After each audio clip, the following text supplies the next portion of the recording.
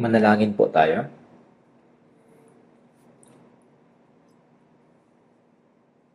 Mapagmahal at mahabagin aming Amang Diyos, kami po ay nararapat na tumanggap ng puot at kahatulan ng Diyos dahil sa aming pagtalikod at paglakad sa kasalanan. Ngunit dahil sa inyong dakilang pag-ibig at tawa, kami ay inyong inibig bago pa man namin makilala ang Diyos.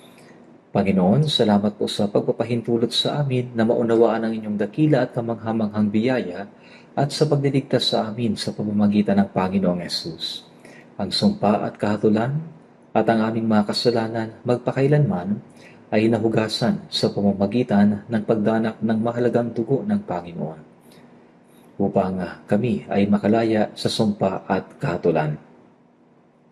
Salamat po sa pagpahintulot ninyo sa amin na mga tinubos ng mahalagang dugo ng Panginoon na magkatipon sa harapan ninyo sa oras na ito upang magpuri sa inyong dakilang pag-ibig at biyaya, mag-aaral ng inyong salita, at makipag-fellowship sa banal na kapulungan kasama ang Panginoon. Naniniwala po kami na ang Panginoon ay kasama namin sa oras na ito. Pakiusap, pagmasdan po ninyo ang bawat isa sa amin at panghawakan kami ng lubos sa pamamagitan ng mahabaging kamay ng Diyos. Kung mayroon man pong mga nakatagong kasalanan at mga kahiyahiyang bagay sa aming puso't isipan na hindi kalugod-lugod sa mata ng Diyos, ihayag po niya ito sa pamamagitan ng salita ng Panginoon. Kami po ay inyong baguhin, linisin, at higit na palakasin sa pamamagitan ng biyaya at salita ng Panginoon upang makapabuhay kami bilang nararapat ng mga anak ng Diyos na walang anumang ikinakahiya. Punuin niyo po ng biyaya, salita at kapangyarihan ng Espiritu Santo ang lahat ng iglesia sa buong bansa at ang maraming iglesia sa buong mundo na nagpapanatili ng kanilang pananampalataya at nangangaral ng Ebanghelyo sa may hirap na sitwasyon upang matapang nilang magpatotoo sa Ebanghelyo at mag-akay ng mga ligaw na kaluluwa upang maligtas. Patuloy nawang gabayan ng Panginoon ang mga brothers and sisters upang higit na manindigan sa salita at mabuhay para sa kalooban at kalawalhatian ng Diyos. Panginoon na nagbibigay sa amin ng salita na aming kinakailangan sa tamang panahon at nagtuturo sa amin ng daan na dapat naming lakaran. Tulungan niyo po kami na higit pang maunawaan at malaman ang salita at kalooban ng Diyos na nais ninyong ihayag sa amin sa oras na ito. Pamunuan nawa ng Panginoon ang aming mga puso at buhay upang kami ay makapamuhay ng karapat-dapat bilang mga anak ng Diyos. Hinihingi po namin ang paggabay ng Espiritu Santo sa oras na ito. Ito po ang aming dalangin sa pangalan ng aming Panginoong Yesus. Amen. Buksan po natin sa Biblia, Deuteronomio chapter 1. Deuteronomio chapter 1.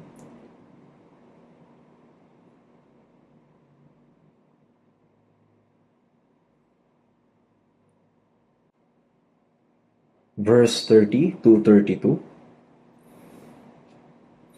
Deuteronomio chapter 1, verse 30 to 32. Deuteronomio chapter 1, verse 30 to 32. Basahin po natin. Mula verse 30 hanggang 32. Ang Panginoon ninyong Diyos na nangunguna sa inyo ay siyang makikipaglaban para sa inyo, gaya ng kanyang ginawa para sa inyo sa Ehipto sa inyong harapan. At sa ilang na doon ay inyong nakita kung paanong dinala kayo ng Panginoon ninyong Diyos na gaya ng pagdadala ng tao sa kanyang anak, sa lahat ng daang inyong nilakaran hanggang sa makarating kayo sa dakong ito. Gayon may sa kabila ng bagay na ito, ay hindi kayo sumampalataya sa Panginoon ninyong Diyos. Basahin po natin ang verse 33. Na nanguna sa inyo sa daan upang ihanap kayo ng dagong mapagtatayuan ng inyong mga tolda na nasa apoy kapag gabi at nasa ulap kapag araw, upang ituro sa inyo ang daang dapat ninyong lakaran. Hanggang dito na lang po. Gaya ng nabanggit ko noong nakaraang linggo, nais kong ibahagi ang ikaapat na mensahe sa ilalim ng pamagat na ang buhay na nananatili sa Panginoon. Ang buhay ng isang ipinanganak na muli na Kristiyano ay isang buhay na nananatili sa Panginoon. Sa John chapter 15 verse 3 to 4, sinasabi, "Kayo'y malilinis na sa pamamagitan ng salita na aking sinabi sa inyo. Kayo'y manatili sa akin at ako'y sa inyo. Gaya ng sanga na nakakabit sa puno ng ubas. Sinasabi, ako ang puno ng ubas, kayo ang mga sanga. Ang puno ng ubas at ang mga sanga ay hindi maaaring magkahiwalay. Sila'y ganap na magkaugnay upang magkaroon ng bunga." Ang mga Kristiyanong ipinanganak na muli ay dapat munang malaman ang kahulugan ng buhay na nananatili sa Panginoon sa pamamagitan ng salita ng Diyos. Nananatili sa Panginoon. Sa madaling salita, ay naging isa. Ito yung nananatili sa Panginoon. Sa John chapter 14 verse 20, sinasabi, "Sa araw na iyon ay malalaman ninyong ako'y nasa aking Ama at kayo'y nasa akin at ako'y nasa inyo." Ang araw na iyon ay ang araw na tayo ay naligtas. Ito ang araw na sumampalataya tayo sa pag-ibig ng Diyos na pinatawad na ang ating mga kasalanan sa pamamagitan ng biyaya at tayo'y naligtas. Kasabay nito ay nananatili tayo sa Panginoon. Sa araw na iyon ay malalaman ninyong ako'y nasa aking Ama at kayo'y nasa akin at ako'y nasa inyo. Sinabing, ang Panginoon ay nasa akin at ako'y nasa Panginoon. Sa madaling salita ay naging isa. Ang dalawa ay naging isa. Madalas akong maging officiating minister tuwing mayroong ikinakasal. Kaya, hindi na sila dalawa kundi isang laman. At ang pinagsama nga ng Diyos ay huwag papaghiwalayin ng tao. Ang dalawang tao na may magkaibang personalidad ay nagkakilala at naging isa. Sila'y naging isa ayon sa batas ng pag-ibig at magsasama na sila ngayon sa saya at lungkot. Naging isa na ang kanilang kapalaran. Sila'y naging isa. Nang tayo ay naligtas, tayo at ang Panginoon ay naging isa. Ang Panginoon ay nasa akin at ako'y nasa Panginoon. Hindi maaaring paghiwalayin. Mahirap itong maunawaan ng minsanan, ngunit ito ay totoo at isang hiwaga. Napakaganda at napakabuti para sa isang lalaki at babae na ikasal at maging isa sa pagmamahalan at magsama sa kahit na anong kapalaran. Ang katotohanan ay naging isa na tayo sa Panginoon. Tayo'y nasa Panginoon. Ito ay talagang mahiwaga. Ito yung katotohanan na naging isa tayo sa Panginoon. Ito'y hindi isang kwento lamang. Kaya dapat nating malamang mabuti kung ano ang kahulugan ng buhay na nananatili sa Panginoon. Dahil kung hindi, ang isang naligtas ay maaaring mamuhay lamang ng relihiyoso, tulad ng mga karaniwang relihiyosong tao. Ang relihiyosong pamumuhay ay hindi matatawag na Christian life. Ang relihiyosong pamumuhay, ito yung regular na pagdalo lamang sa church, pag-awit ng mga himno, pananalangin, pagbibigay ng offering at iba pa, di ba? Ang mga ito ay ginagawa ng ibang relihiyon. Ang mga bagay na ito ay walang kinalaman sa Diyos. Pagkatapos maligtas, ang Diyos ay nasa atin at tayo'y sa Kanya. Mayroon na tayong pakikisama sa Diyos. Ibig sabihin ay kasama natin ang Diyos sa ating buhay. Kailangan nating maunawaan itong pamumuhay na kasama ang Diyos. Pinili ng Diyos ang Israel bilang kanyang sariling pag-aari, di ba? Pinili ng Diyos ang Israel bilang kanyang sariling pag-aari. Kaya sa Deuteronomy chapter 7, sinabing ang Israel ay ang pinili ng Diyos bilang kanyang sariling pag-aari. Silang piniling bayan ng Diyos. Bakit pinili ng Diyos ang bansang Israel? Hindi dahil sa sila lamang ang minamahal ng Diyos, kundi upang ang kanilang buhay ay maging halimbawa para sa lahat ng mga Kristiyanong naligtas. Gayunpaman, bagaman ang Israel ang piniling bayan ng Diyos, sa mundong ito, ngunit ang paglilingkod nila sa Diyos ay napakahina at napakaikli lamang. Kahit na sila ang napiling bayan ng Diyos sa mundong ito, yung kanilang paglilingkod ay napakaikli at napakahina. Sa halip na maglingkod at mabuhay ayon sa layunin ng Diyos, pumunta sila sa Ehipto upang takasan ang tagutom sa Kanaan.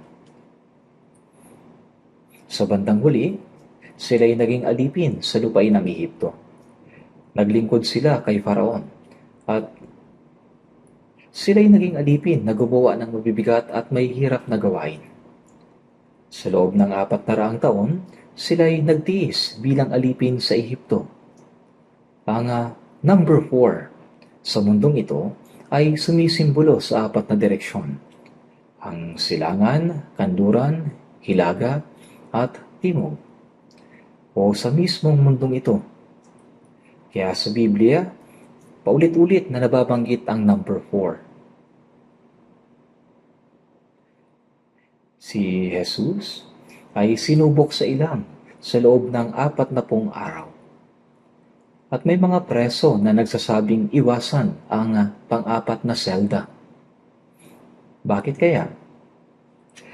Sa Biblia, ang number 4 ay sumisimbolo sa pagdurusa sa mundo. Bagaman ang mga Israelita ay ang bayang pinili ng Diyos, ngunit sila ay hindi naglingkod sa Diyos, kundi kay Faraon. Sa halip na mabuhay sa biyaya ng Diyos, sila ay nabuhay sa pang-aapi ng mga Ehipsyo, at nagtiis sila sa lahat ng uri ng pagdurusa sa loob ng 400 taon. Kahit na sila yung bayang napili ng Diyos, hindi sila naglingkod sa Diyos kundi kay Faraon. Anong aral ang matututunan natin dito? Ang buhay nila ay isang halimbawa na kapupulutan natin ng aral. Sa Genesis chapter 1 verse 27, nakita natin na pagkatapos likhain ng Diyos ang lahat, ang huli niyang nilikha ay ang tao. Kaya't nilalang ng Diyos ang tao ayon sa kanyang sariling larawan. Ayon sa larawan ng Diyos, siya nilalang. Sa lahat ng nilikha ng Diyos, ang tao lamang ang nilikha ayon sa larawan ng Diyos. Ito'y hindi tumutukoy sa pisikal na katawan, kundi sa ating spirito. Ibig sabihin, nilikha ang tao bilang espiritual na nilalang na ayon sa wangis ng Diyos. Ito'y tumutukoy sa spirito.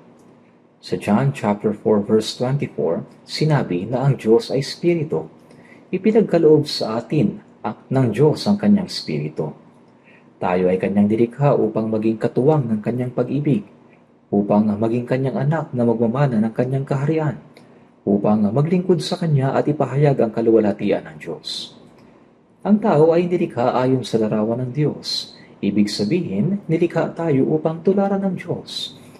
Hindi ba't ang katotohanan ito ay nakakabangha? Subalit ang taong nilalang ayon sa wangis ng Diyos ay nawala ang lahat ng karapatang iyon dahil sa pagsuway sa salita ng Diyos. Naging miserable ang kanilang pamumuhay sa gitna ng kasalanan. Gaya ng mga Israelita na bagaman sila'y napiling bayan, bumaba sila sa Ehipto. At sa halip na maglingkod sa Diyos, ay naglingkod sila kay Faraon. At sa halip na tamasahin ang kalayaan at kapayapaang ibinibigay ng Diyos, sila'y naging mga alipin sa Ehipto at nakaranas ng lahat ng uri ng kahirapan. Gayun din naman ang mga taong nilalang ayon sa wangis ng Diyos. Dahil sa pagsuway, sa halip na tumanggap ng pagpapala, ay tumanggap ng sumpa sa lupa at nagdanas ng lahat ng uri ng kahirapan. Kaya,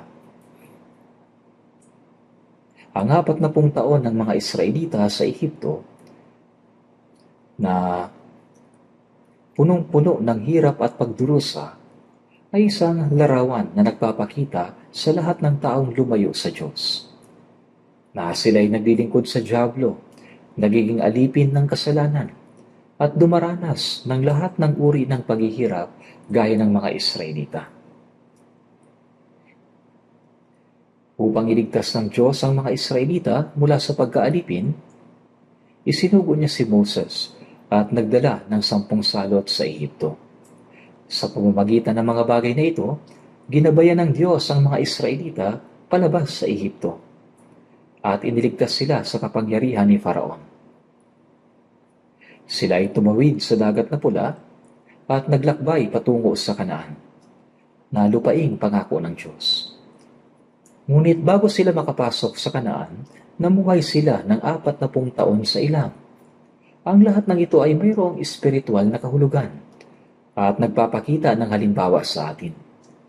Si Moses na isinugo ng Diyos upang iligtas ang mga Israelita ay larawan ni Jesus na ating tagapagligtas. Ito'y larawan kung paanong iniligtas tayo ni Jesus mula sa kasalanan, kamatayan, at kapangyarihan ni Satanas. Si Jesus ang tagapagligtas. Kaya ito'y larawan. Nang pangunahan ng Diyos ang Israel mula sa Ehipto, ginabayan niya sila patungo sa Kanaan na kanyang ipinangako sa kanila. Ang lupain ng Kanaan ay sumisimbolo sa walang hanggang langit. Ang lupaing ipinangako ng Diyos ay inilarawan bilang isang lupang dinadaluyan ng gatas at pulot, lupaing puno ng kasiyahan. Sa ating mga naligtas, ang pangakong lupain ay ang walang hanggang kaharian sa langit. At bago sila makapasok sa Kanaan, namuhay muna sila ng 40 taon sa ilang. Ito ay lugar na puno ng paghihirap at pagdurusa. Itong 40 taon sa ilang. Sa mga Gawa, chapter 7, binanggit ang kapulungan sa ilang o congregation in the wilderness. Ang salitang church ay hindi mababasa sa lumang tipan. Basahin natin sa Gawa, chapter 7, verse 38. Gawa, chapter 7, verse 38.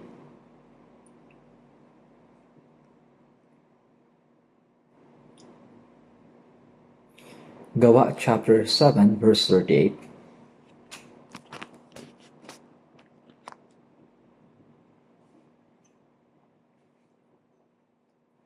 Basahin natin. Ito'y yaong naroon sa kapulungan sa ilang na kasama ang anghel na nagsalita sa kanya sa bundok ng Sinai at kasama ang ating mga ninuno. Tumanggap siya ng mga buhay na aral upang ibigay sa atin. Ang anghel na nagsalita sa kanya sa bundok ng Sinai. Tumutukoy ito sa panahon na ibinigay ng Diyos ang kautusan sa bundok ng Sinai. Binabanggit dito ang bayang Israel at sambahayan ng mga Hudyo. Siya ay nasa kapulungan sa ilang. Dito, ang 40 taon ng buhay nila sa ilang ay isinalarawan bilang kapulungan o iglesia sa ilang. Sa loob ng 40 taon, ang mga Israelita ay nagtiis ng maraming pagdurusa, pagsubok at kahirapan. Ang paglalakbay nila sa ilang ay sumisimbolo sa buhay pagkatapos ng kaligtasan, bago pumasok sa langit. Ang buhay sa loob ng kapulungan sa ilang ay hindi madali. Ang 40 taon ng kanilang paglalakbay sa ilang ay sumisimbolo sa buhay ng pananatili sa iglesia. Sinabing tumanggap siya ng mga buhay na aral upang ibigay sa atin. Tumanggap siya ng mga buhay na aral upang ibigay sa atin. Ang tinutukoy nito ay si Moses na nagligtas sa mga Israelita mula sa Ehipto, na nanguna sa kanila sa ilang at nagdala sa kanila sa lupain ng Kanaan. Siya ay anino ni Jesucristo na nagligtas sa atin. Ang pangalang Moses ay kaugnay sa pagdiligtas, at ang kanyang gawain ay naglalarawan sa darating na gawain ni Kristo.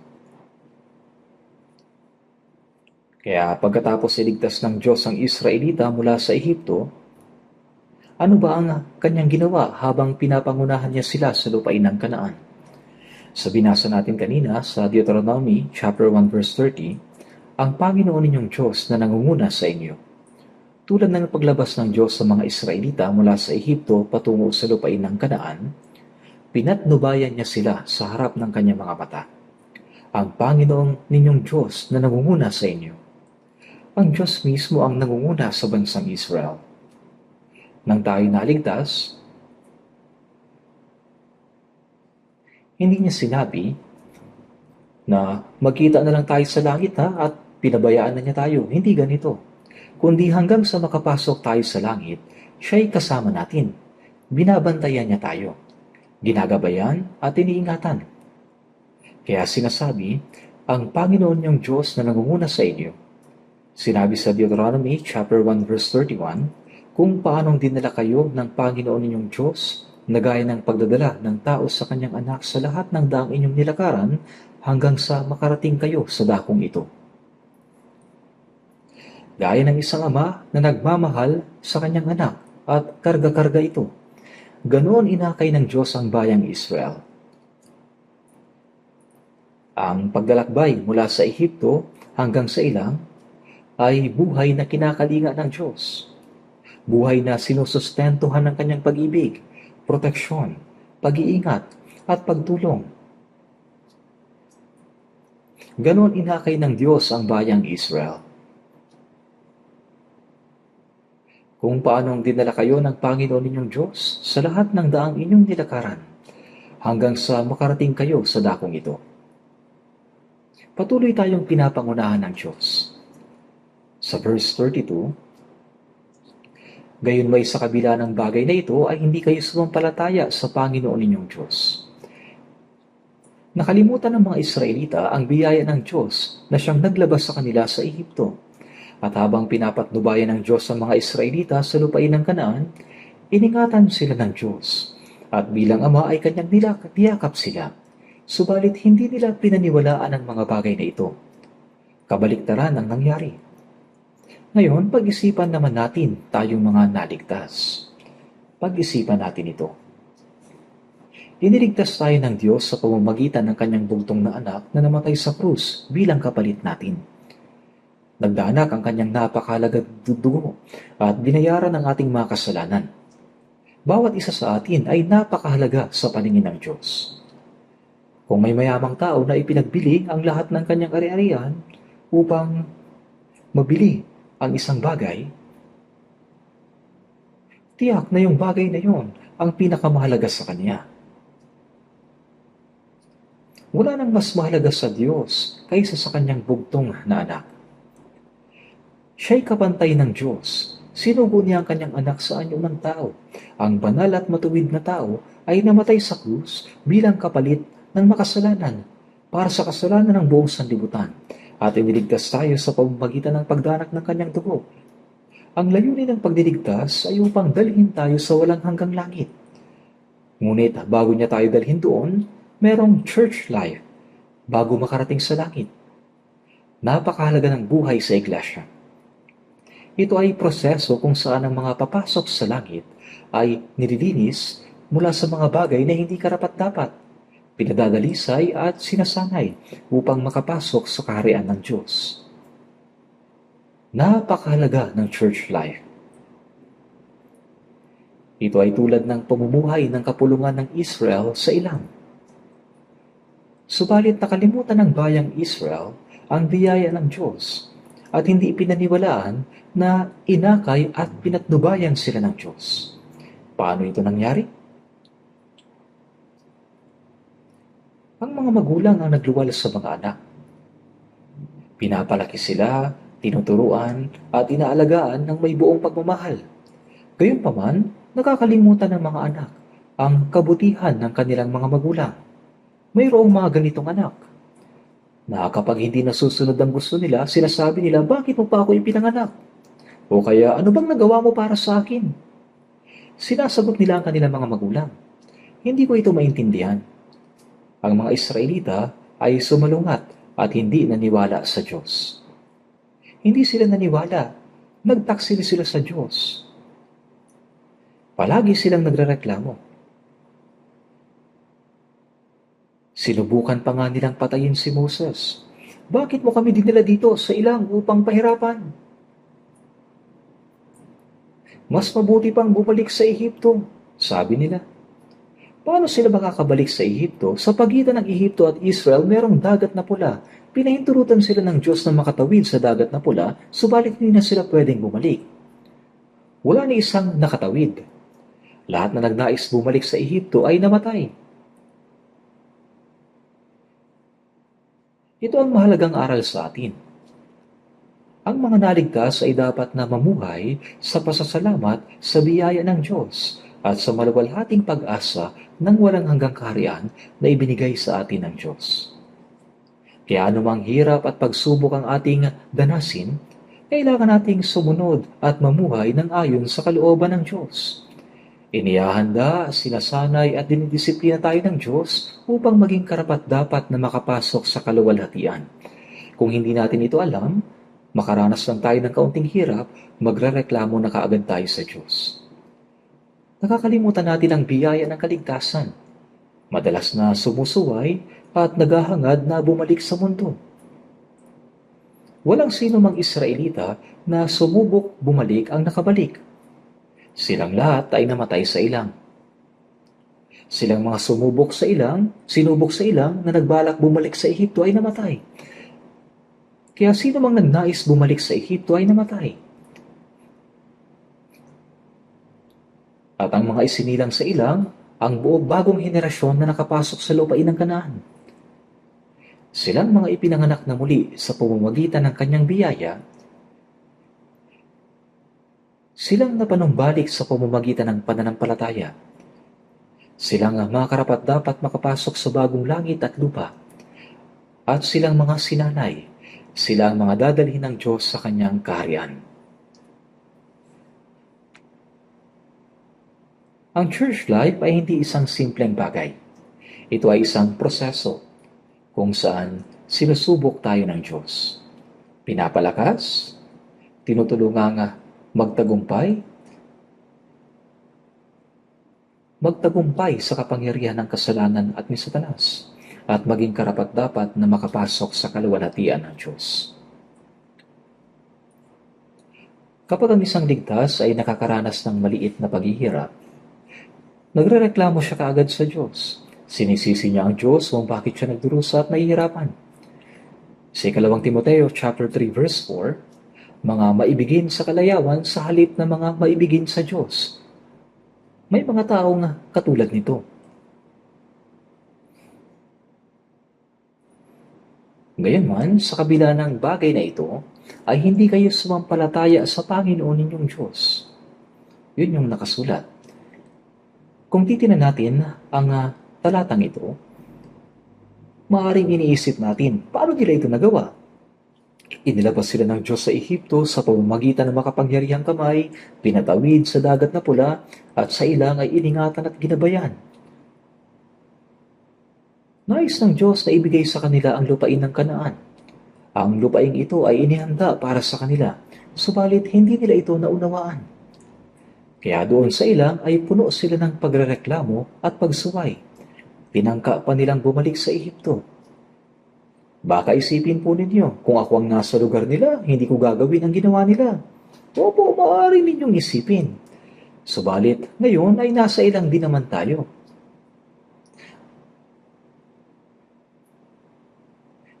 Mayroon tayong pusong masuwayin at mga pagrereklamo sa Diyos. Ito ay napakahalagang bagay. Hindi ito isang kasaysayan lamang, dahil ang paglalakbay ng mga Israelita mula sa Ehipto patungo sa lupain ng Kanaan ay isang halimbawa kung paano tayo iniligtas ng Diyos at ginagabayan hanggang makapasok sa langit. Kaya kapag nakikita natin ang kanilang pagiging masuwayin, dapat nating isipin na posible itong mangyari kahit sa atin na mga naligtas ngayon. Sa Deuteronomy 1:33, na nanguna sa inyo sa daan.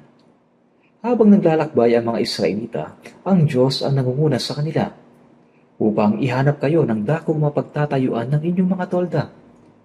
Kapag kailangan na nilang tumigil at magpahinga, upang ihanap kayo ng dakong mapagtatayuan ng inyong mga tolda. At sa gabi, sa pamamagitan ng apoy, isang haliging apoy ang nagbibigay liwanag sa kanilang daanan na ibinigay ng Diyos. Minsan, kailangan nilang maglakad kahit gabi. At dahil malamig sa gabi, ang haliging apoy ang nagbibigay init at pumipigil sa ginaw. Kapag sa araw naman, ang haliging ulap ang sumasalo sa matinding init ng araw at pumuprotekta sa kanila. Kapag nauna ang haliging ulap, sumusunod naman ang mga Israelita.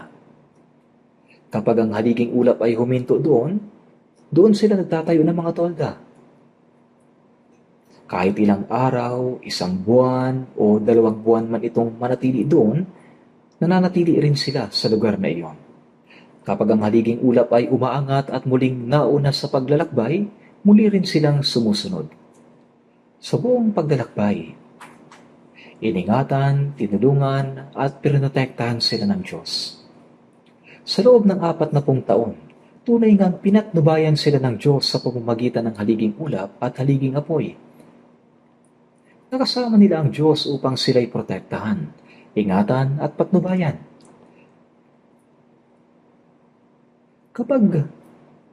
Kapag iniisip natin ito, makikita natin kung gaano inibig ng Diyos ang mga tao at kung gaano niya iniingatan at pinahalagahan ang mga taong kanyang iniligtas.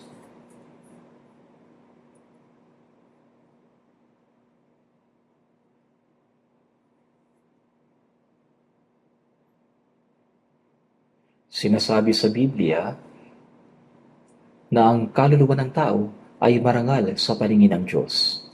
Sa Isaiah 49 verse 5, sapagkat sa mga mata ng Panginoon ako'y pinarangalan. Bakit tayo mahalaga o marangal sa kanyang paningin? Dahil ibinigay ng Diyos ang kanyang bugtong na anak upang mamatay para sa atin. Ibinuhos niya ang kanyang mahalagang dugo bilang kabayaran upang tayo'y iligtas. Ganoon tayo kahalaga sa kanya. May bukal na lunas sa kasalanan, magpalinis ka sa dugo. May himnong ganito. Dahil tayo ay binili niya sa pamamagitan ng dugo at kamatayan ng kanyang anak, hindi niya tayo pababayaan. Tayo kanyang ipinagtatanggol, iniingatan at pinapatnubayan. Ngunit hindi lamang puro biyaya, pag-ibig at tulong ang ibinibigay sa atin ng Diyos. May mga pagkakataon na hinahayaan niya tayong makaranas ng mga paghihirap at pagsubok at mga hamon bilang bahagi ng pagsasanay para sa ating ikatitibay at ikalalakas. Ngunit hindi ito lubos na naunawaan ng mga Israelita. Sa awit 119 verse 105, sinasabi, ilawan sa aking mga paa ang salita mo at liwanag sa landas ko. Matapos tayong iligtas ng Diyos, habang tayo patungo sa kaharian ng langit, ang banal na Espiritu ay lagi nating kasama at ginagabayan tayo sa pamamagitan ng salita ng Diyos. Kung gabi at walang liwanag, hindi natin matatagpuan ang daan kung walang ilawan. Gayon din, ang salita ng Panginoon na nagsisilbing ilawan sa ating mga paa at liwanag sa ating landas. Sa pamamagitan ng kanyang salita, itinuturo niya sa atin ang daan na dapat nating lakaran at pinagtitibay ang ating pananampalataya.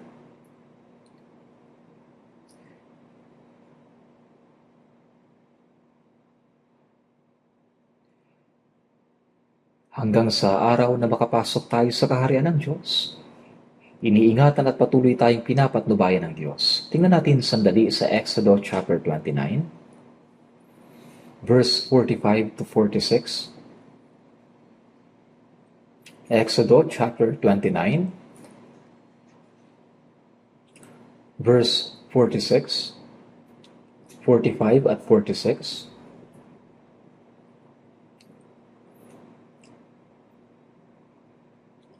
Ako'y mananahan sa gitna ng mga anak ni Israel at ako'y magiging kanilang Diyos.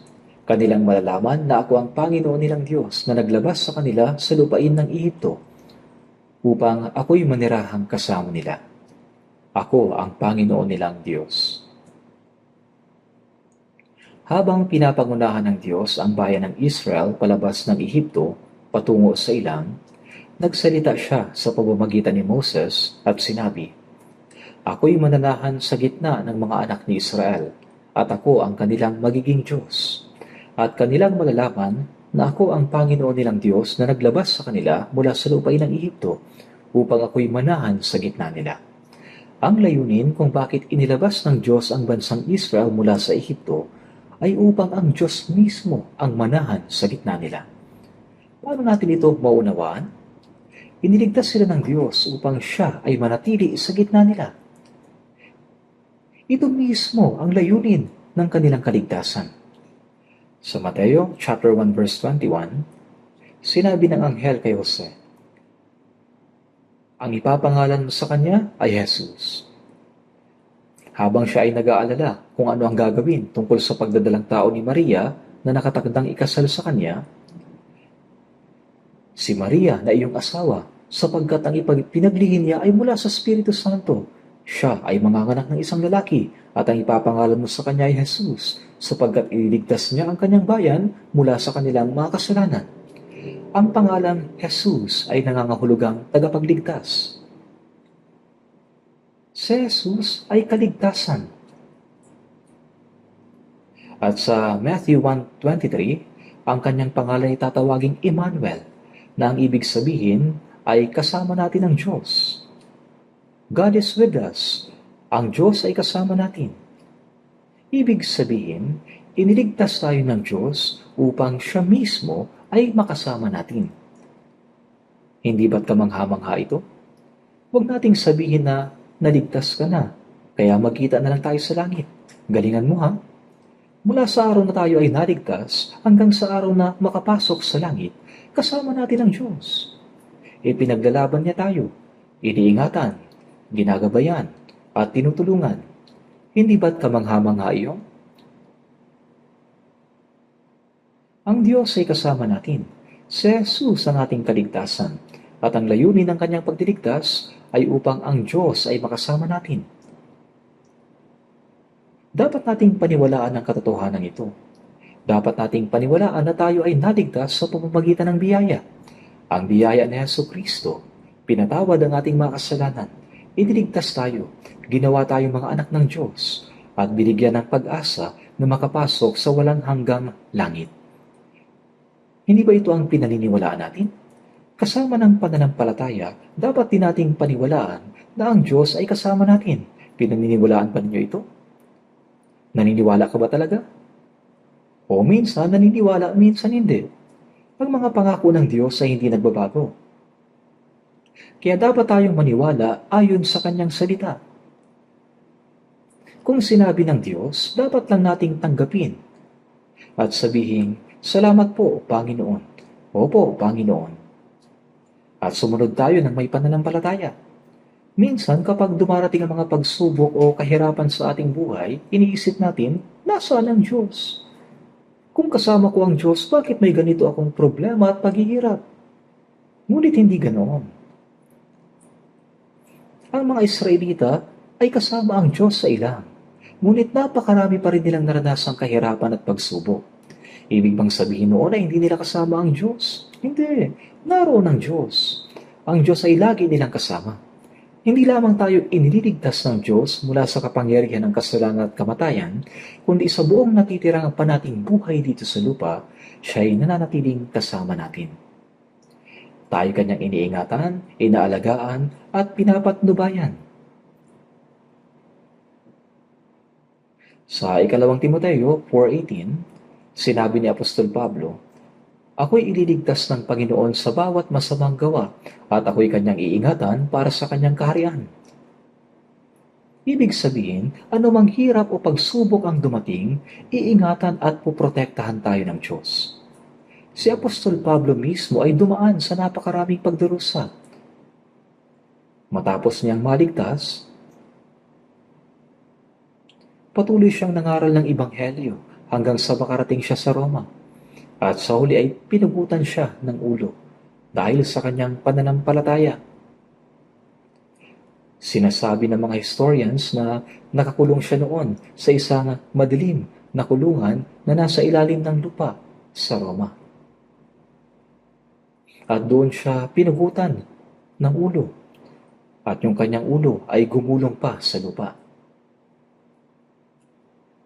Pagkatapos niyang maligtas at habang nangangaral ng Ebanghelyo, sinasabi sa 2 Korinto chapter 11 verse 27, sinabi ni Pablo, sa pagpapagal at hirap, sa mga pagpupuyat, sa gutom at uhaw, madalas na walang pagkain, giniginaw at hubad.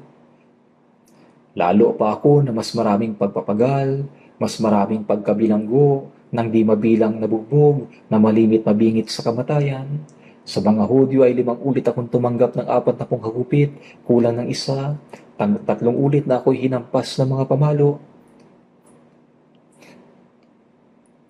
Ang hagupit ng pamalo ay maaaring ikamatay ng isang tao. Nagdusa siya ng labis, hubad, gutom, puyat, gutom at giniginaw. Sino po ba ang nagdusa ng ganoon katindi tulad ni Pablo? Hindi ba niya kasama ang Diyos? Kasama niya ang Diyos. Si Pablo ay hinagupit at naging bilanggo.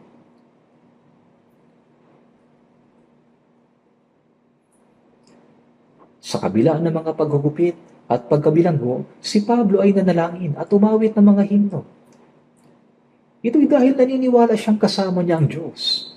Huwag nating isipin na ang Diyos ay kasama natin tuwing sa payapa ang lahat. Dapat din nating isipin na kasama natin ang Diyos kahit sa gitna ng mga pagdurusa at pagsubok, hindi lang kapag payapa ang lahat. Mayroong layunin ng Diyos kung bakit niya tayo binibigyan ng mga kahirapan. Ito ay proseso ng disiplina, paglilinis at pagpapalakas upang magtagumpay tayo sa kapangyarihan ng kasalanan at ni Satanas, upang maging karapat-dapat sa kaluwalhatian ng Diyos. At dahil hindi ito naunawaan ng iba, kaya kaunting hirap lang nagrereklamo na sila. Bakit ibinigay ng Diyos ang pagdurusang ito at sinusubukan nilang tumakas?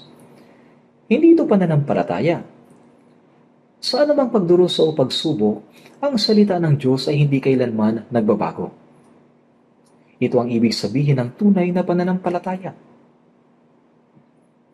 Hanggang sa makapasok tayo sa kaharian ng Diyos, mula ng araw na tayo'y maligtas hanggang sa araw na makapasok sa langit, kasama natin ang Diyos.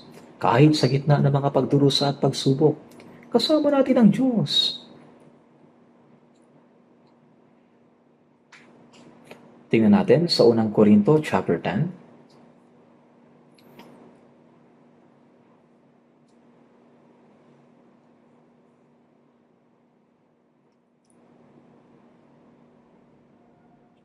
Unang Korinto chapter 10, verse 1 to 4.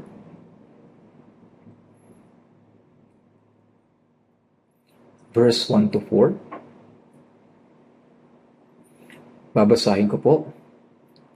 Unang Korinto chapter 10, mula verse 1 hanggang 4. Mga kapatid, hindi ko nais na hindi ninyo malaman na ang ating mga ninuno ay dumaan sa ilalim ng ulap, at silang lahat ay tumawid sa dagat. At lahat ay nabautismuhan kay Moses sa ulap at sa dagat. At lahat ay kumain ng isang pagkaing espiritual. At lahat ay uminom ng isang inuming espiritual na sumunod sa kanila. At ang batong iyon ay si Kristo.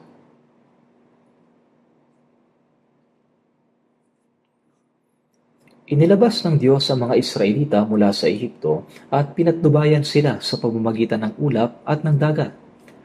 Tumawid sila sa dagat na pula.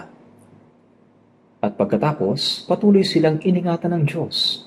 At lahat ay nabautismuhan kay Moses sa ulap at sa dagat. Ang Diyos ay kasama nila. At lahat ay uminom ng isang inuming espiritual na sumunod sa kanila. At ang batong iyon ay si Kristo. Ano ang naroon sa ilang? Wala. Dahil hindi sila pwedeng magtanim doon. Wala doong pastulan. Ano ang kakainin nila? Araw-araw silang binibigyan ng Diyos ng mana. Tuwing umaga, siya ang naglalaan ng mana para sa kanila. Ang Diyos ay kasama nila. Patuloy silang iningatan ng Diyos. Ang mana patuloy na ibinigay sa kanila. Sa Exodo chapter 16 verse 31, yun ay tulad ng buto ng kulantro. Tuwing umaga ay pinupulot nila ito. Inilarawan din ng Biblia na ito ay maputi at ang lasa niyon ay tulad ng manipis na tinapay na may pulot.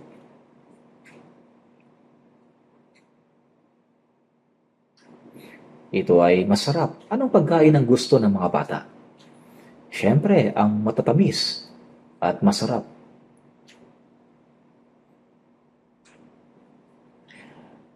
Dahil sinasabi nila, tulad ng manipis na tinapay na may pulot, may isip natin kung gaano ito kasarap. Kahit araw-araw silang kumakain ito, nagsawa sila at nagsimulang magreklamo. Mana na lang ba palagi? Bakit hindi tayo binibigyan ng Diyos ng karne? Gusto namin kumain ng karne.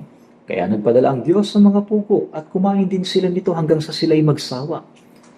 Sa ilang, pinakain sila ng Diyos ng mana. Nang maghangad sila ng karne, nagpadala ang Diyos ng pugo. Tungkol naman sa inuming tubig, hindi sila naghukay ng balon upang makakuha mula sa ilalim ng lupa. Nang hampasin ni Moses ang bato, bumukal ang tubig at sila'y uminom.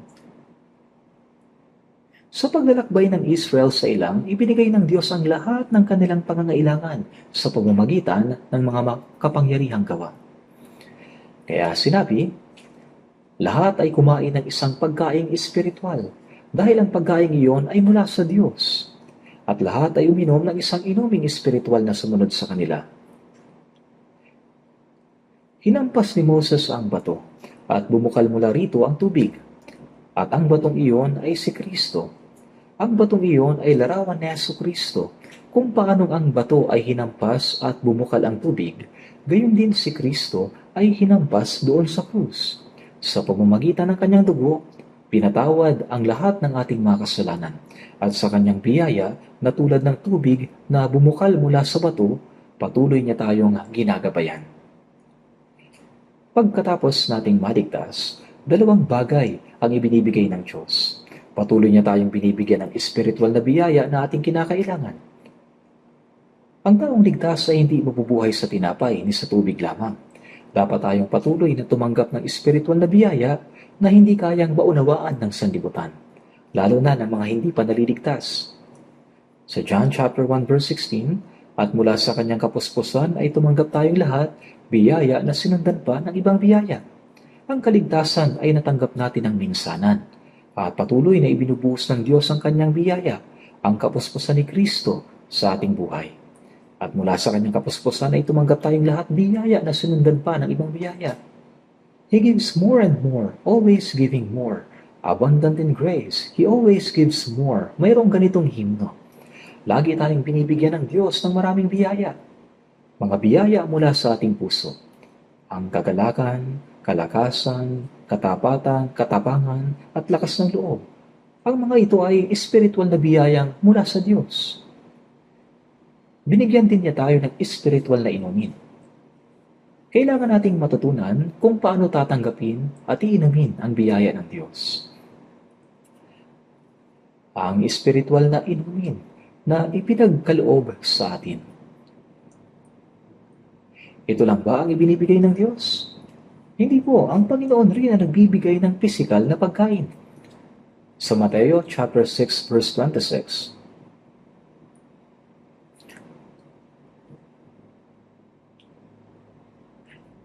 sinabi, tingnan ninyo ang mga ibon sa ipapawid. Hindi sila naghahasik o gumagapas o nag-iimbak man sa mga kamalig. Ngunit pinapakain sila ng inyong Ama na nasa langit. Hindi ba higit na mahalaga kayo kaysa kanila? Ang mga ibon sa ipapawid ay hindi nagtatanim na nag-iimbak ng pagkain sa kamalig, ngunit inaalagaan pa rin sila ng Diyos. At sinasabi sa inyong mga ligtas, hindi ba higit na mahalaga kayo kaysa kanila? Ganito ang sinasabi ng Diyos sa mga taong naligtas. Pansinin ninyo ang mga liryo sa parang, kung paano silang lumalaki. Hindi sila gumagawa o mahabi man. Gayon may sinasabi ko sa inyo, kahit si Solomon sa buong kaluwalhatian niya ay hindi nakapagdamit ng tulad sa isa sa mga ito. Kung paanong dinamitan ng Diyos ang magagandang bulaklak sa parang, gayon din niya tayo bibihisan ng lahat ng mabubuting bagay. Ang Diyos ay nagbibigay ng mabubuting kaloob. Buksan natin sa Mateo chapter 6 verse 30. Mateo chapter 6 verse 30 hanggang 33. Matthew chapter 6 verse 30. Basahin po natin ang sabay-sabay. At kung gayon binibihisan ng Diyos ang damo sa parang na ngayon ay buhay at sa kinabukasan ay itinatapon sa kalan, hindi ba lalo niya kayong bibihisan o kayong maliliit ang pananampalataya? Kaya huwag kayong mabalisa na magsasabing ano ang aming kakainin o ano ang aming iinumin o ano ang aming isusuot, sapagkat hinahanap ng mga hintil ang lahat ng mga bagay na ito at batid ng inyong Ama sa langit na kailangan ninyo ang lahat ng mga bagay na ito. Ngunit hanapin muna ninyo ang kanyang kaharian at ang kanyang katuwiran, at ang lahat ng mga bagay na ito ay pawang idaragdag sa inyo. Basahin po ninyo ang mga salitang ito hanggang sa paniwalaan ninyo. Ipanalangin ninyo ito. Maging ang mga ibon sa iyong papawid ay inaalagaan ng Diyos. At bakit kayo nababalisa tungkol sa pananamit? Pansinin ninyo ang mga liryo sa parang, kung paano silang lumalaki. Gayon may sinasabi ko sa inyo, kahit si Solomon sa buong kaluwalhatian niya ay hindi nakapagdamit ng tulad sa isa sa mga ito. Kung gayon binibihisan ng Diyos ang damo sa parang, hindi ba lalo niya kayong bibihisan? Ito ang salita ng pagkain at ibinibihis sa atin ng Panginoon. O kayong maliliit ang pananampalataya, kaya huwag kayong mabalisa na magsasabing ano ang aming kakainin o ano ang aming inumin o ano ang aming isusuot. Tinutukoy dito ang mga hintil bilang hindi ligtas. Hinahanap ng mga hintil ang lahat ng mga bagay na ito. Isipin ninyo ang bata na walang ina. Ang batang iyon ay mababalisa araw-araw. Ano ang kakainin ko sa umaga, tanghalian at hapunan? Saan ako matutulog? Subalit kung ang isang bata ay merong mapagmahal na magulang, mag-aalala pa ba siya tungkol sa mga bagay na iyon? Ang mga magulang ang gagawa sa lahat at magbibigay sa kanyang mga pangangailangan. Gaya nito, ang Diyos ang tagapaglikha ng buong sansinukob, ang ating Ama. Paano tayo binibigyan ng Diyos ang ating pangangailangan? Binibigyan niya tayo ng ating mga pangangailangan. May mga taong ligtas na, ngunit hindi sila lubos na nagtitiwala sa Diyos sa kanilang buhay. Kaya't sinabi ng Diyos, o kayong maliliit ang pananampalataya, kaya huwag kayong mabalisa na magsasabing ano ang aming kakainin, o ano ang aming inumin, o ano ang aming isusuot. Kapag sinabing batid ng inyong Ama, ibig sabihin ay Diyos ang magbibigay. Alam ng mga magulang ang lahat ng pangangailangan ng kanilang anak. Pagkain, damit, tulugan. Sa katunayan, mas alam nila ito kaysa sa kanilang anak. Kaya kapag sinabing batid ng inyong Ama sa langit na kailangan ninyo ang lahat ng mga bagay na ito, ibig sabihin, ang Diyos ang bahala sa inyo. Ngunit may isang kondisyon. Hindi ibibigay ng Diyos ang mga bagay na ito nang walang kondisyon. Basahin natin ang sabay-sabay ang verse 33. Ngunit hanapin muna ninyo ang kanyang kaharian at ang kanyang katuwiran, at ang lahat ng mga bagay na ito ay pawang idaragdag sa inyo. Kapag sinabing hanapin muna, unahin muna. Ano ang sinasabi sa atin ng salitang unahin na dapat ay maging prioridad sa ating buhay? Dapat maging prioridad sa ating buhay. Ito yung unahin. Sa halip na mabalisa kung ang ating kakainin, isusuot, kung paano tayo mabubuhay, o kung paano tayo kumita ng maraming pera, ang dapat muna nating isipin ay ang Diyos at ang kanyang kalooban at ang kanyang kaluwalhatian bilang pangunahing prioridad. Ganito ang isip at buhay ng isang Kristiyano. Hanapin muna ninyo ang kanyang kaharian at ang kanyang katuwiran. Kanyang kaharian, ito yung gawin ang pangangaral ng Ebanghelyo. Ang pinakadakilang gawa ng Diyos ay ang pag-aalay ng kanyang tanging anak upang mapatawad ang ating mga kasalanan sa pamamagitan ng kanyang dugo. At sa pamamagitan ng pangangaral ng Ebanghelyo, inililigtas niya ang mga kaluluwang patungo sa impyerno. Sa Lucas 15:7, magkakaroon ng higit na kagalakan sa langit dahil sa isang makasalanan nagsisisi kaysa 99 na taong matutuwid na hindi nangangailangan ng pagsisisi. Ang bagay na labis na nakapagpapasaya sa Diyos ay kapag maligtas ang makasalanan. At patuloy niyang ginagawa ang gawain ito hanggang ngayon. Hanapin muna ninyo ang kanyang kaharian at ang kanyang katuwiran. Kanyang kaharian. Ang kaharian ng Diyos ay lumalawak kapag ang ebanghelyo ay naipapangaral at ang mga tao ay naliligtas. Ang isang bansa ay may tatlong pangunahing elemento: soberanya, teritoryo, mamamayan. Ang soberanya ay kaharian ng langit, ay ang Diyos. Ang teritoryo ay ang walang hanggang bagong langit at bagong lupa. Ang ginagawa ng Diyos ngayon ay ang pagtitipon ng mga mamamayan na papasok sa kaharian ng langit. Kapag naligtas ang mga tao, sila ay nagiging mamamayan ng kaharian ng Diyos at lumalago ito. Ang teritoryo na inagaw ng Diablo ay ibinabalik sa Diyos. Sa ganitong paraan lumalawak ang kaharian ng Diyos. Ang ibig sabihin ng utos na hanapin muna ang kanyang kaharian ay ang ipangaral ang ebanghelyo upang maraming kaluluwa ang maligtas. Ito ang pagpapalawak ng kaharian ng Diyos. Ito ang gawain ng pangangaral ng ebanghelyo. Ang pangangaral ba ay para lamang sa mga pastor, evangelist o missionary? Bilang ordinaryong banal na mananampalataya, paano hindi tayo mangangaral? Pakiusap, huwag po kayo mag-isip ng ganito. Kung titignan natin ang aklat ng mga gawa, tanging ang mga alagad lang ba ang nag-evangelize? Nung sila'y nagkatipon sa Jerusalem, isang matinding pag-uusig ang dumating at sila'y nagkawatak-watak. Lahat ay nagkahiwalay sa buong lupain ng Judea at Samaria. Sa makabagong salita, ang lahat ng mga ordinaryong banal ay nagkahiwa-hiwalay. Hindi sila tumakas dahil natakot silang patayin ng mga Hudyo.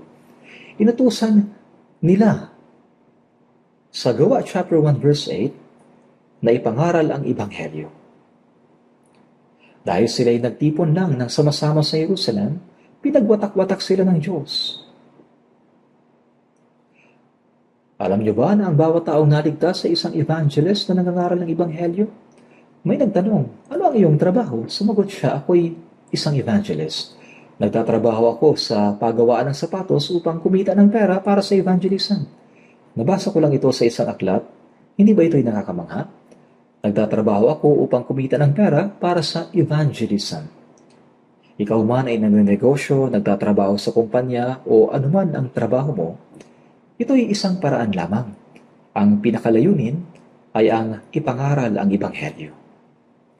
Sa Ecclesiastes chapter 1, sinabi, anak ni David, hari sa Jerusalem. Mangangaral.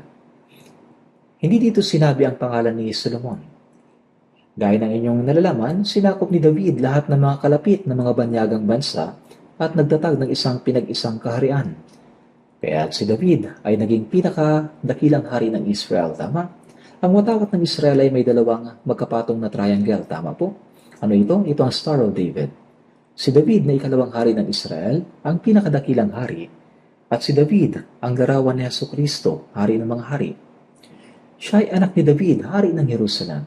Siya ang pinakadakila sa panahon niya. Si Solomon, sa halip na Solomon ang nakasulat, mangangaral. Si Solomon na anak ni David ay nagsabing, ako ay mangangaral. Sa talatang ito, sa Ecclesiastes chapter 1 verse 2, ang salitang walang kabuluhan ay inulit ng 5 beses. May mga nagsasabing kapag binasa mo ang aklat ng Ecclesiastes hanggang sa chapter 12, ang salitang walang kabuluhan ay naulit ng lampas 30 times. Sinasabi nito na ang lahat ng bagay dito sa mundo ay walang kabuluhan. Habang tinatalakay ang tungkol sa walang kabuluhan, tinawag ni Solomon ng 7 beses ang kanyang sarili na mangangaral. Kaya ano naman po tayo? Ano man ang ating trabaho, ang ating layunin ay ipangaral ang ebanghelyo. Ang ating tunay na layunin ay ipangaral ang ebanghelyo. Maging isang malaking negosyante man tayo o magkaroon ng kapangyarihan o gumawa ng isang espesyal na bagay dito sa mundo, hindi ito ang layunin natin.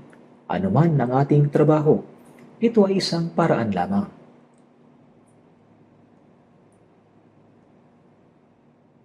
Tayo ay mangangaral ng ebanghelyo. Kaya't ang kanyang kaharian ay ang pag-aaral ng Ebanghelyo at ang hanapin muna ang kanyang kaharian ay ang pag-i-evangelize. At kapag sinabi naman na at ang kanyang katuwiran, ibig sabihin, ipahayag ang Ebanghelyo sa iba na hindi pa ligtas. Sa loob naman, ang mga ligtas na tao ay nagkakaisa, nagmamahalan, at ginagawa ang kalooban ng Diyos.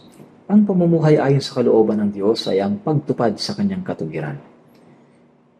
Ipinapangaral natin ang Ebanghelyo sa labas. At sa loob ay namumuhay naman tayo sa katuwiran, ayon sa pagsunod sa kalooban ng Diyos. Kapag ginagawa natin ang kanyang kaharian at ang kanyang katuwiran, at ito ang ating prioridad, lahat ng mga bagay na ito ay idaragdag sa atin. Lahat ng bagay. Tinutupad ng Diyos ang kanyang mga salita, gaya ng kanyang pangako. Dahil sa kakulangan ng ating pananampalataya, iniisip natin na ang ating sariling pamamaraan ay higit na mabuti kaysa salita ng Diyos. Hindi tayo nagtitiwala sa pangako. Kaya namumuhay tayo sa sarili nating kaisipan at pamamaraan. At tuwing pumasok lamang sa isip natin, doon lamang natin isinasaalang-alang ang pangangaral ng Ebanghelyo para sa Diyos. Sa halip na isipin kung paano mamuhay ayon sa kalooban ng Diyos, nag-aalala tayo sa pagkain, maayos na buhay, at kung paano pararamihin ang ating pera at mamuhay ng marangya. Sinasabi sa Kawikaan, chapter 30 verse 7 to 8, 2 bagay ang sa iyo'y aking hinihiling bago ako mamatay. Huwag mong ipagkait sa akin. Ilayo mo sa akin ang daya at ang kasinungalingan. Sinasabi rito ang kasinungalingan. Pakiusap, ilayo mo sa akin ang daya. Mga kapatid, kung hindi tayo mag-iingat, maaari rin tayo maging mga sinungaling. Maganda ang bawat lyrics sa ating hymnal. Isipin po natin, tuwing inaawit natin ang mga hymno, ito ay dapat na konektado sa ating mga puso. Inaawit natin ang More Love to Thee, O Christ, More Love to Thee. Ngunit sa ating puso, may mga bagay na mas iniibig natin kaysa sa Panginoon. Kung gayon, ito ay nagiging kasinungalingan. Sa mga awit 33 verse 1, sinasabi ang pagpupuri ay nababagay sa matuwid. Umawi tayo ng tapat na papuri.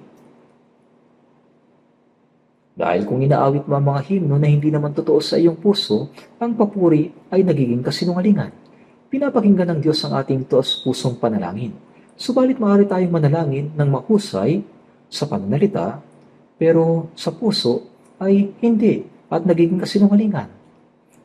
Baka sabihin ng Diyos, tigil. Higit mo ba talaga akong minamahal?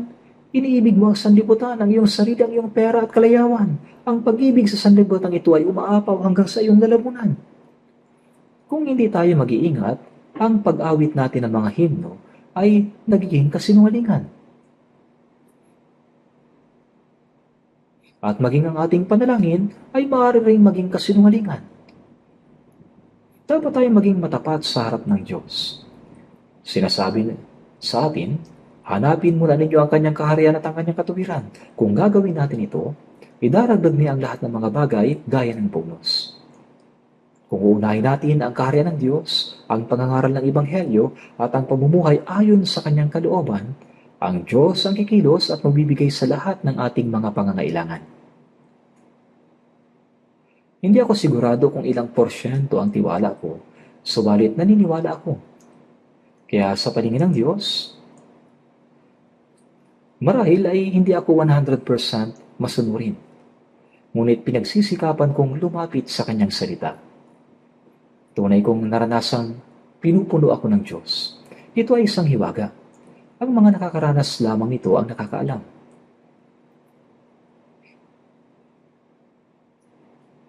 Hindi mo ito maintindihan kung naririnig mo lang. Kailangan mo itong maranasan upang maintindihan mo. Ang kondisyon upang idagdag ng Diyos ang lahat ng mga bagay na ito ay ang salitang ngunit. Ngunit hanapin muna ninyo ang kanyang kaharian at ang kanyang katuwiran kung gagawin ninyo ito. Kung hindi, wala itong kabuluhan. Kaya nga lagi nating nababasa sa Biblia ang salitang kung gagawin mo. Sa Exodus chapter 20 verse 12, igalang mo ang iyong ama at ang iyong ina kung gagawin mo upang ang iyong mga araw ay humaba sa lupang ibinibigay sa iyo ng Panginoon mong Diyos. Kaya nga mayroong kung. Sa Deuteronomy chapter 29 verse 9, kaya't ingatan ninyo ang mga salita ng tipang ito at inyong gawin. Kung gagawin mo, upang kayo magtagumpay sa lahat ng inyong ginagawa. Kung gagawin mo. Kung hindi, ito'y walang kabuluhan. Araw-araw silang binibigyan ng Diyos ng mana. Subalit dapat nilang gawin ang pagpulot at pagtipon ng mga ito. Hindi ba? Kung hindi sila agad magtitipon at sumikat na ang araw, matutunaw ito at mawawala. Ganoon din sa mga pugo, kailangan din nilang lumabas at ipunin ang mga pugo. Ang Diyos ang nagbibigay sa atin, ngunit halimbawa, kung nakaupo lang tayo sa ilalim ng puno ng kaimito, nakabuka ang bibig at naghihintay na mahulog ang bunga, mahuhulog nga ito, ngunit tatama sa ating loob. Kailangan nating isigawa ang responsibilidad nating gawin. Sa ikalawang Tesalonica chapter 3 verse 10, kung ang sino man ay ayaw magtrabaho ay huwag din naman kumain. Kung ang sino man ay ayaw kumilos at tamad, dapat silang magutom hanggang mamatay. Huwag silang bigyan ng pagkain. Ito ang sinasabi ng talata. Magtrabaho tayo ng buong sipag. Dapat may ginagawa tayo. At tuwing ginagawa natin ang ating gawain, hanapin muna natin ang kanyang kaharian at ang kanyang katuwiran. At ang lahat ng iba pang bagay ay ibibigay bilang karagdagan. Pagbulay-bulayan po natin ang mga salitang ito mula sa ating karanasan. Kumikilos nga ba talaga ang Diyos sa aking buhay? O namumuhay lang ako sa sarili kong paraan? Sa sarili kong pagpupursige at sigasig?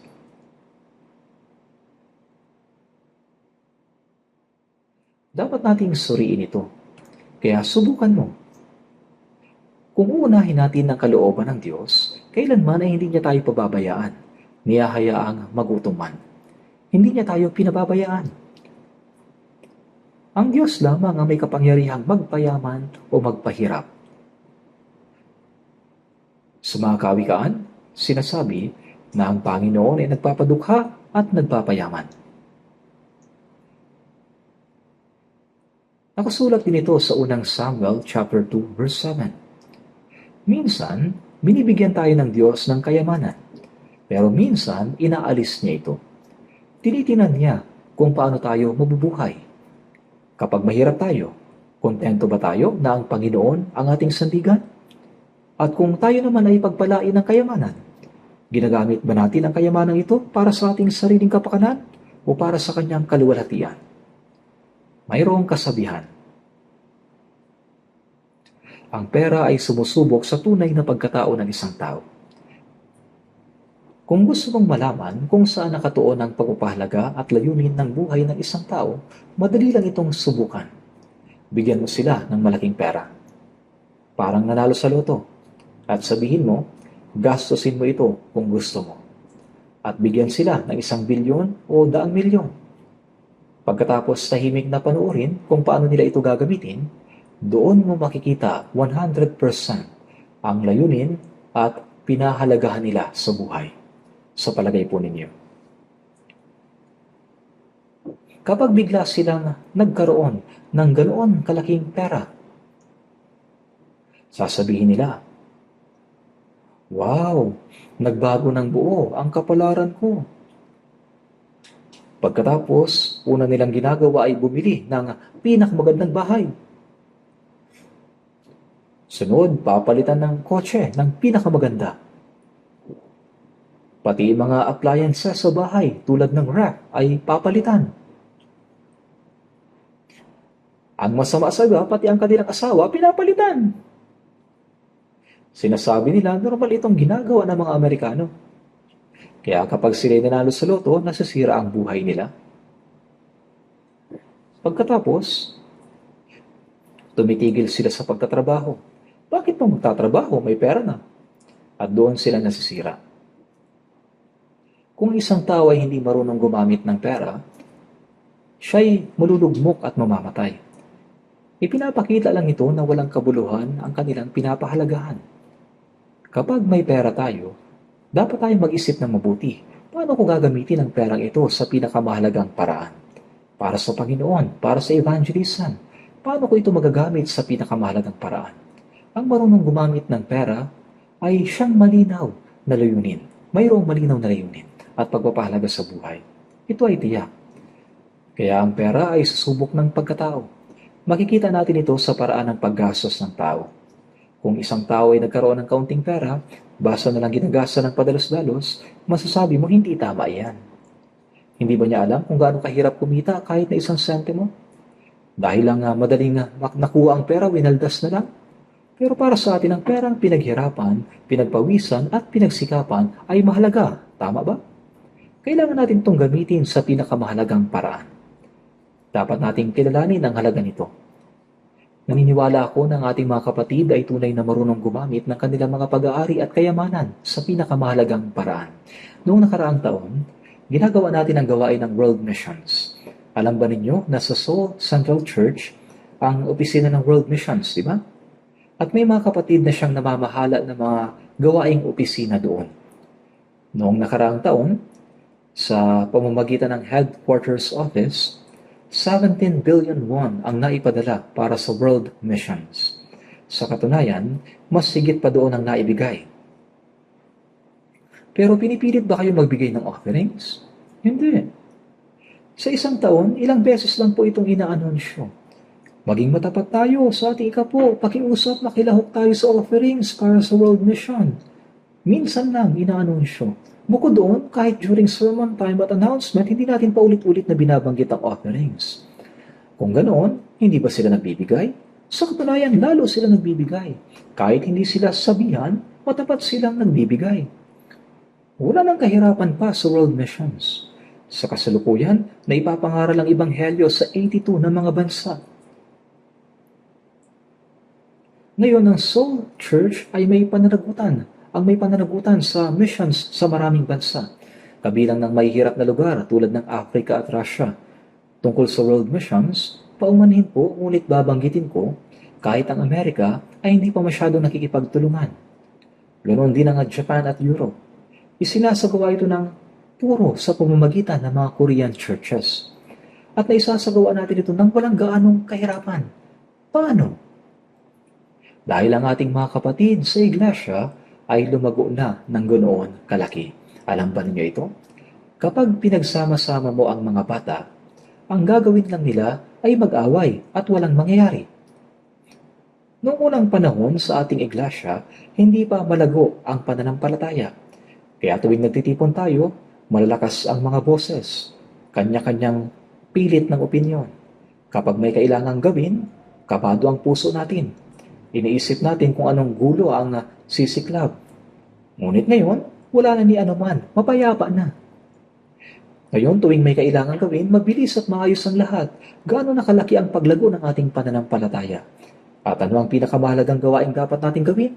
Ito ay ang World Missions sa 82 na bansa.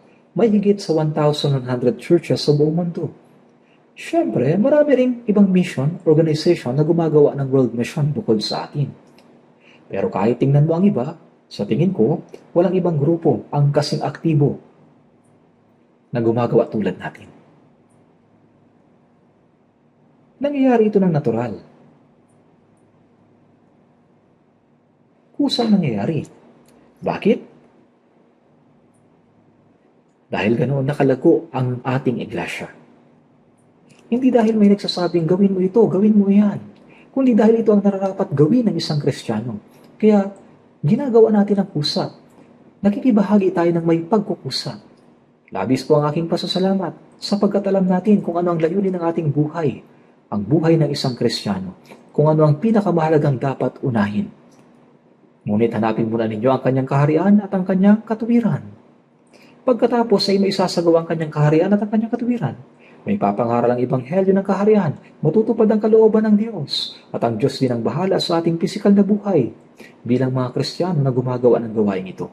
At bibigyan din niya tayo ng mga pagkain espiritual, at ibibigay ng Diyos ang lahat ng iba pang kailangan. Kung gagawin lang natin ang nararapat, naniniwala ka ba na ibibigay ng Diyos ang lahat ng ating pangangailangan? Sa bahay ko ay mayroong maliit na lalagyan ng isda. Dati malaki yon, pero ngayon maliit na lang. Nag-aalaga kami ng maliliit na isda na tinatawag na gapis. Pero ngayon, dumami na sila ng gusto. Araw-araw ako nagbibigay ng pagkain sa kanila. Kapag binubuksan ko ang ilaw para sila ipakainin, sabay-sabay silang nagsisiksikan at nagtitipon. Nagbibigay ako ng pagkain para makakain silang lahat, pati na ang maliliit na baby fish. Yung iba na bagong panganak pa lang kasi laki ng buhangin, pero mahusay silang lumangoy.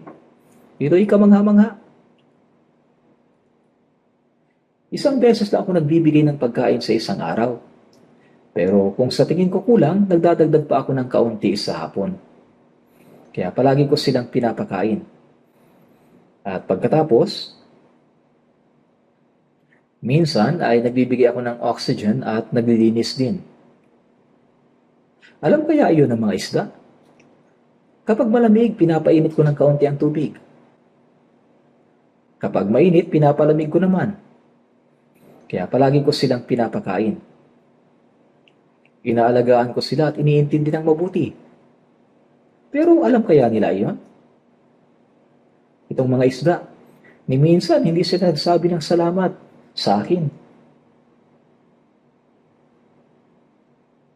Habang iniisip ko iyon, napagtanto ko na ibinibigay sa atin ng Diyos ang kanyang biyaya. Ngunit dahil hindi natin namamalaya na mula sa Diyos ang lahat, wala rin tayong gaanong puso magpasalamat sa Kanya. Ngunit mas maingat pa tayong inaalagaan ng Diyos. Inaalagaan tayo ng Diyos. Sa Mateo chapter 10 verse 30, at maging ang buhok sa inyong ulo ay bilang na lahat. Sinabi ng Diyos na binibilang niya kung ilang hibla ng buhok ang mayroon tayo. Sa awit 147 verse 4, ang bilang ng bituin ay kanyang binibilang. Sa palagay niyo ba hindi alam ng Diyos kung ilang bituin ang kanyang nilikha? Binibilang niya ang lahat ng iyon. Alam niya kung ilan ang hibla ng buhok mayroon tayo. Ako nga hindi ko kayang bilangin kahit ang hibla ng aking mga pilikmata. Wala ba talagang ginagawa ang Diyos? Kaya binibilang niya ang hibla ng mga buhok natin? Anong ibig sabihin ng talatang ito? Ibig sabihin, mas alam ng Diyos ang aking kalagayan kaysa sarili natin. Kaya nga sa hymno, I know whom I have believed, and I am persuaded that He is able to keep what I have committed to Him unto Him against that day. Naniniwala at nagtitiwala ako, mas nalalaman ng Panginoon ang aking kalagayan kaysa aking sarili. Ngunit merong isang kondisyon. Hanapin muna ninyo ang kanyang kaharian at ang kanyang katuwiran. Sumunod ayon sa salita ng Diyos. At ang lahat ng mga bagay na ito ay pawang idaragdag sa inyo. Kung hindi, wala rin tong kabuluhan. Sa taong masunurin, ibinibigay ng Diyos ang lahat ng mabubuting bagay. Kung tayo ay mamumuhay ayon sa kalooban ng Diyos at susunod, tunay na tatanggap tayo ng dakilang pagpapala. Kung hindi, kahit ang mga ligtas na Kristiyano ay nagdurusa. Kapag sinusubukan nilang mamuhay sa sarili nilang paraan, minsan ay inaalis ng Diyos ang lahat ng pag-aari. At sasabihin ng Diyos, kung gayon, subukan mong mamuhay ayon sa nais mo. May isang totoong halimbawa, hindi ko maaaring banggitin ang kanyang pangalan.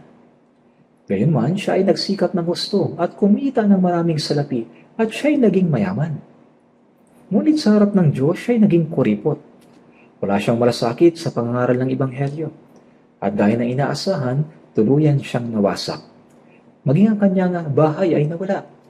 Hindi ko alam kung alam ng kapatid na iyon ang katotohanan ito o hindi. Kung ang isang tao ay hindi nakakaunawa sa disiplina ng Diyos, kahit na anong mayroon siya, ay kukunin pa sa kanya. Naunawaan ba ninyo?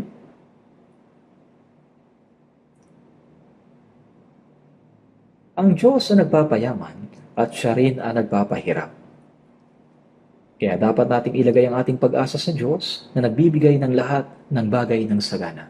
Tingnan natin sa Roma chapter 8 verse 32. Roma chapter 8 verse 32. Roma chapter 8 verse 32.